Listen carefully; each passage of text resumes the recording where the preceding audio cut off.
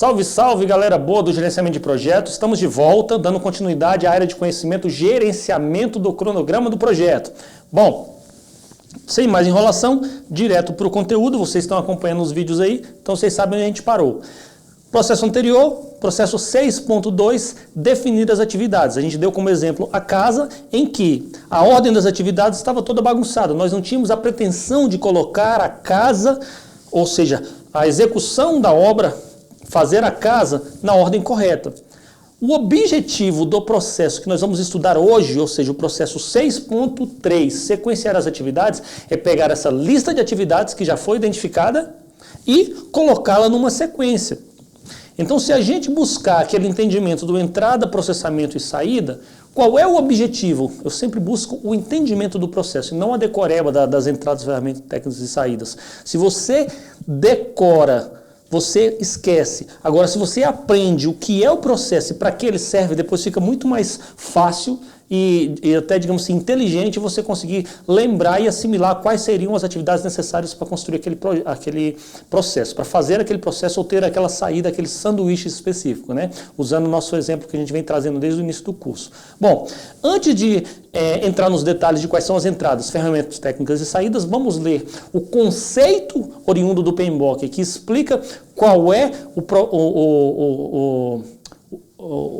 como se detalha, né? Como se explica o conceito que vem explicando o que é, na verdade não qual é, o que é o processo sequenciar as atividades, e aí depois a gente passa especificamente para as entradas, ferramentas, técnicas e saídas, ok? Bom, vamos lá.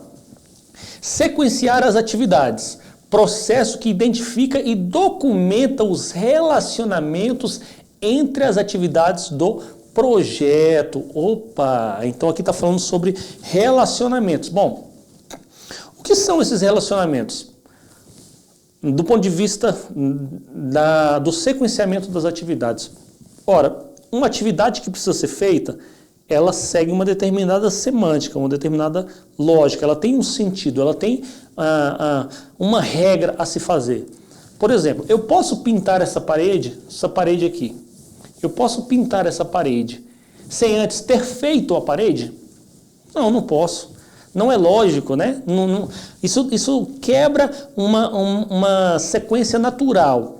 Esses relacionamentos, muitas vezes, estão relacionados às dependências, ou seja, quanto uma atividade depende de outra atividade. E qual é a lógica correta? Ou seja, existem atividades que o relacionamento delas é aberto, elas podem correr em paralelo. Existem atividades que não têm um relacionamento aberto, são totalmente dependentes. Uma só existe se a outra existir, né? Por exemplo, eu não tenho como testar o sistema que não foi desenvolvido. Então, eu preciso primeiro desenvolver o sistema numa atividade e depois testar o sistema. Então, esse encadeamento ou esse paralelismo de atividades é o que nós chamamos de relacionamento. E aí nós vamos estudar um pouquinho alguns tipos de dependência, de precedência, de associação que essas atividades têm umas com as outras. Ok? Bom, fechado esse parênteses aqui, vamos voltar para o nosso material. Ainda naquele exemplo didático da casa, né? O que eu preciso para construir uma casa? Eu já sei o que eu preciso para construir uma casa, porque eu já fiz no processo anterior uma listagem de todos os itens que precisam ser desenvolvidos. Agora, eu sei especificamente qual a ordem correta de realizar essas atividades? Ah, então é isso que nós vamos descobrir agora. Opa, colocar o telhado. Mas colocar o telhado, será que é a primeira coisa a fazer? Eu não sei. Escavar o terreno. Escavar o terreno? Não sei. Tem alguma coisa antes? Sentar a porta, construir a fundação, encher a laje, levantar as paredes. Bom, se nós fôssemos fazer, digamos assim, um sequenciamento aqui, então nós iríamos colocar assim, por exemplo, eu entendo, Carlos Jacobino, eu iria colocar, por exemplo, como escavar o terreno, como a primeira atividade. Isso aqui ficou feio, né? Eu não gosto, meu 1 não é tão feio assim, não. Deixa eu apagar aqui. Pronto. Deixa eu escrever de novo agora aqui. Caneta. Melhorou um pouquinho, mas ainda está feio. Não tem nada não. Vamos lá. Então, escavar o terreno seria a primeira atividade. Colocar o telhado? Não me parece. Bom, vem depois de escavar o terreno, com certeza. Mas será que é a atividade que eu tenho que fazer logo em seguida? Não. Assentar a porta, construir a fundação. Escavei o terreno? Então, a minha sequência lógica é escavar a fundação. Então isso aqui seria o quê? O número 2.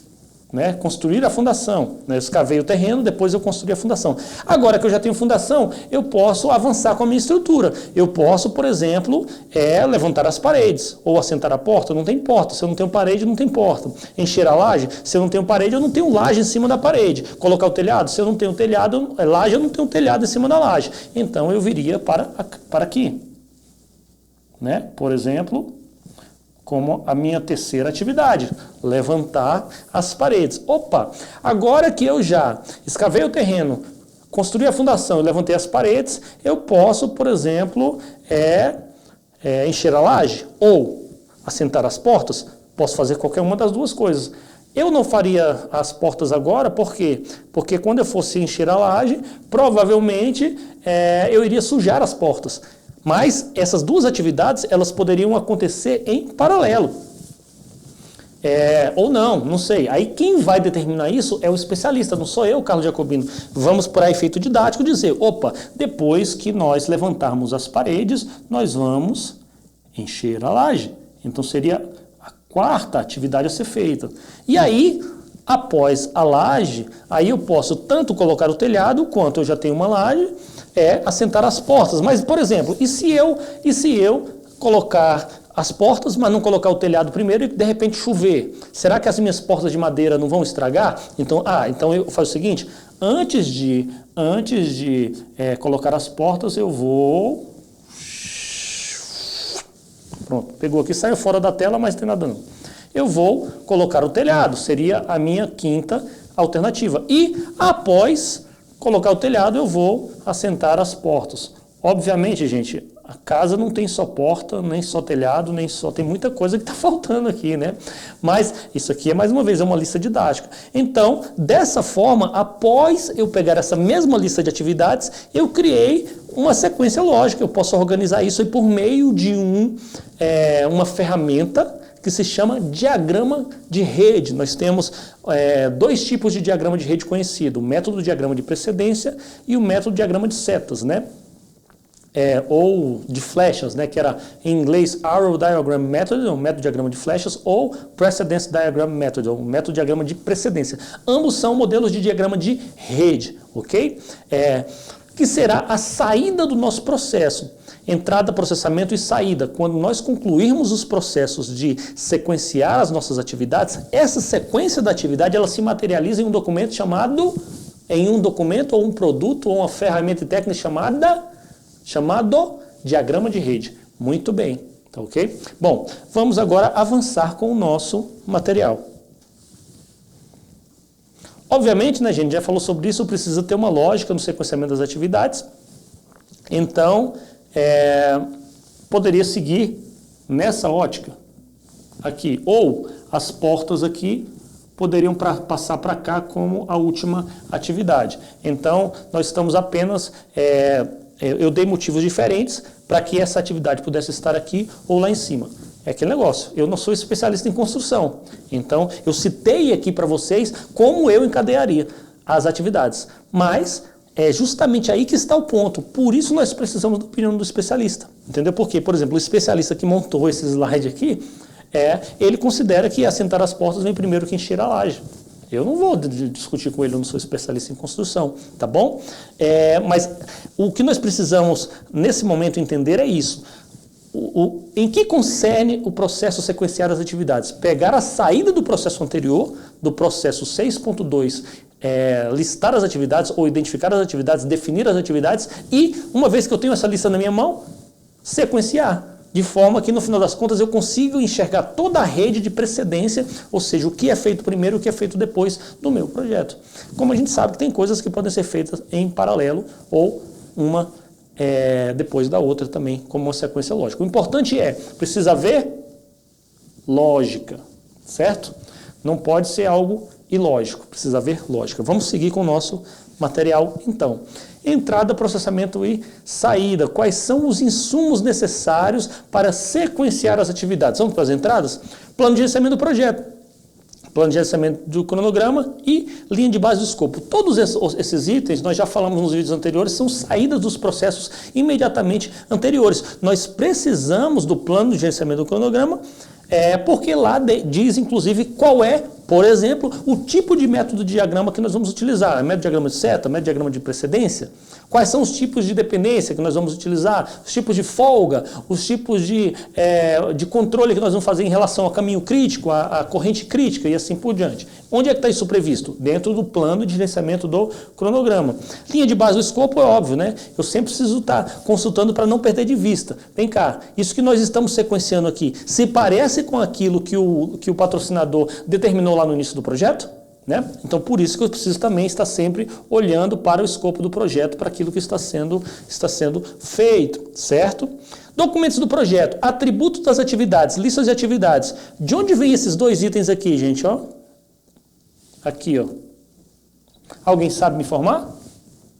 Muito bem, são saídas do processo imediatamente anterior. Ou seja, a saída principal do processo e definir as atividades, né, identificar as atividades, o processo 6.2 foi a lista de atividades. E os atributos das atividades são aquelas características específicas que cada atividade tem. Por exemplo, essa parede só pode ser pintada à noite, por exemplo. Ah, não, porque é uma tinta muito sensível, se pintar durante o dia, ela vai secar muito rápido e vai rachar.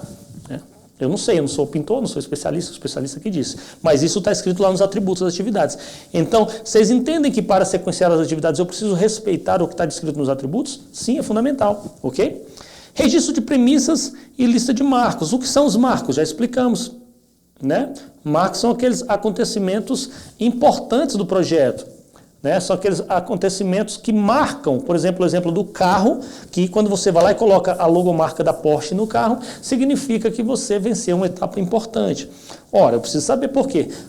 Justamente os marcos vão marcar, aí vem essa ideia de marcar, né? Os marcos eles vão delimitar aquele que é o caminho necessário para que aquela atividade seja entregue. E quando ele acontece, significa que eu venci uma lista de atividades. Então, os marcos, eles são importantes aqui no momento do sequenciamento das atividades e eles vão aparecer dentro do nosso diagrama de rede. Tá? Por que eu pulei registro de premissa? Bom, você sabe o que é uma premissa? Deixa eu voltar aqui para você. Aqui. Premissas, gente, vamos fazer aqui uma observação à parte. É uma verdade assumida. Então, veja bem, olha, eu preciso fazer o telhado primeiro do que a laje? Não sei, eu estou assumindo por uma premissa que é melhor fazer a laje primeiro do que o telhado. Ah, eu vou fazer primeiro o protótipo ou o modelo de dados, já pensando no sistema. Eu posso assumir por uma premissa, por uma verdade assumida por mim, pela minha equipe, que é melhor fazer primeiro o modelo de dados e depois o protótipo. Já vai ter gente que vai dizer, não, faz primeiro o protótipo, depois você faz o modelo de dados. Então, quando eu vou sequenciar atividades, eu preciso saber quais foram as premissas que nós adotamos, porque nós temos que fazer o sequenciamento sem perder de vista essas verdades que nós assumimos, certo? Então, só temos que ter cuidado com os riscos, porque, como eu já expliquei em outra aula, toda premissa, ela é, digamos assim, acompanhada de uma série de riscos, uma vez que eu estou assumindo verdades que não são absolutas, ok? Fechado aqui esse comentário, eu vou voltar aqui para o nosso material. Então, eu preciso do registro das premissas, já expliquei por quê. Fatores ambientais da empresa, gente. Fatores ambientais e ativos de processos organizacionais. Ora, mais uma vez, reveja o vídeo 6.1, caso você esteja com dúvida, né, que a gente trata especificamente de fatores ambientais da empresa e ativos de processos organizacionais.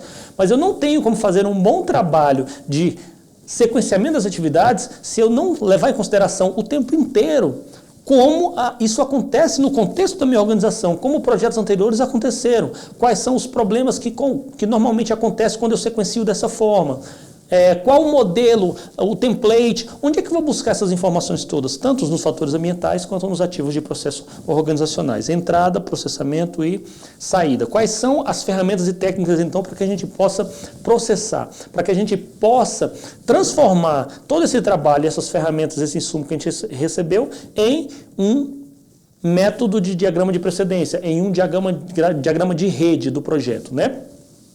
Bom, eu tenho como primeira ferramenta e técnica o próprio método do diagrama de precedência, o MDP. Integração e determinação de dependência, dizer quem depende de quem. Atividade 1 depende da atividade 2, a atividade 2 depende da atividade 37, a 37 depende da atividade N. Ok, isso tudo nós vamos descobrir na hora que a gente fizer o nosso diagrama de rede. O que mais? Antecipações e esperas, que é o tal do lead e do lag, né? Vou explicar para vocês aqui. O método de diagrama de precedência, eu pulei aqui, só citei o título porque eu tenho, inclusive, um slide específico sobre ele, tá? Sistemas de informação de gerenciamento de projetos. Bom, nós vamos ter que concluir esse processo em 2 vídeos, porque o tempo vai ser curto para um vídeo só, tá? Mas vamos fazer o seguinte, vamos explicar aqui ainda antecipações e atrasos. O que é um lead e um lag, né? Por exemplo, olha, veja bem, quando eu vou fazer de forma prática, tá? Quando eu vou fazer uma laje numa casa, eu jogo o concreto, por exemplo, vamos encher a laje no sábado, numa sexta-feira. Eu não posso imediatamente encher a laje hoje de manhã, hoje à tarde já está sentando tijolo em cima. Por quê? Porque a laje está mole, eu não posso nem estar andando em cima. Por quê? Porque pode abalar, pode quebrar, pode afundar. Então eu preciso fazer o quê? Entre uma atividade e outra, eu preciso fazer um lag, ou seja, eu deixar um tempo vazio, uma espera para que aquela atividade comece. Então o que é isso? Isso é uma espera. Uma antecipação é o seguinte, uma atividade que normalmente seria feita mais à frente, por uma característica, uma necessidade específica do projeto, eu posso antecipar essa atividade. Isso é uma antecipação, né? Ok. Sistema de informação de gerenciamento de projetos. Gente, aqui, última informação, vou parar aqui nesse slide, né? Depois a gente conclui, a gente retoma a partir desse slide no próximo vídeo, mas é impossível, hoje em dia, e principalmente num projeto do tamanho que é o projeto que você gerencia, lembrando que você gerencia mega projetos, pelo menos para a prova de certificação, você tem que lembrar dessa premissa o tempo inteiro. Então, você gerencia mega projetos, é impossível você gerenciar um projeto e você fazer o sequenciamento de, sei lá, 30, 40 mil atividades na mão, como eu fiz ali o exemplo de ficar colocando atividade 1, 2, 3, 5, né? Não é assim que funciona. Na prática, o seu diagrama de rede, ou seja, o método diagrama de precedência, ele vai ser executado dentro de um software. Por exemplo, o Brisk, que é uma das melhores ferramentas do mundo de gerenciamento de projeto. O Primavera, que é uma excelente ferramenta de gerenciamento de projeto, das melhores do mundo. O Spider, o MS Project, o Clarity, ou seja, não importa qual é o HPPPM, não importa qual é a ferramenta que você está utilizando. O importante é você vai utilizar uma ferramenta de gerenciamento de projeto. Então, por isso que é uma ferramenta técnica indispensável, ok? Esse vídeo já está cumprido, já passou aqui da nossa média de 15 minutos. Vou fechar por aqui. A gente volta logo em seguida com outro vídeo dando continuidade a partir deste ponto e aí explicando um pouco melhor o método do diagrama de precedência, ok? Até lá.